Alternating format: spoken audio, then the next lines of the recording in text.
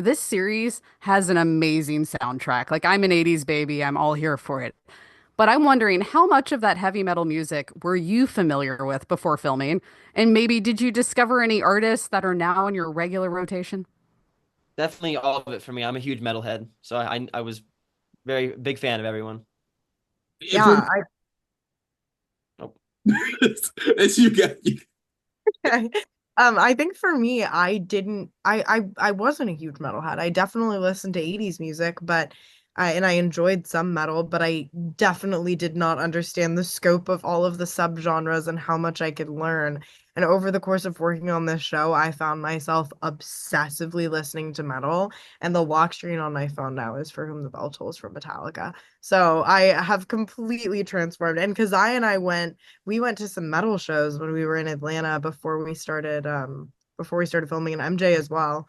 And we kind of were all just taking in the music and getting kind of acquainted with all of it, and being able to dive into that world was awesome. What did you see in Atlanta? decrepit birth. Oh my God, Decrepit Birth. Decrepit birth. Wait, but there was an opener that was kind of like an even more terrifying, like it was like black metal, like really, really intense, or death metal. What is it called? Like the really, really dark one. It was cool. It was super cool. Yeah, for me, it was I'd already had like an infinity for the band Def Leppard, but this show gave me an excuse to just dive full head first into the genre. I now find like Blue Oyster Cult to be in my list a whole bunch now, like Jimi Hendrix. So the floodgates were opened when I booked the show. I love it. All right. So, was there anything particularly spooky or creepy to you on set? Maybe a prop that weirded you out or something unexplainable that happened?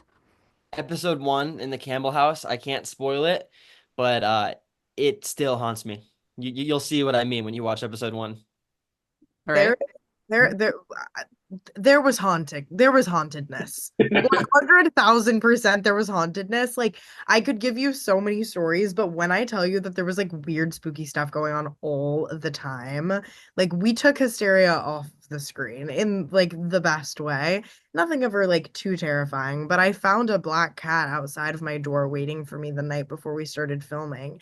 And this, like a cat I'd never seen inside of my apartment building.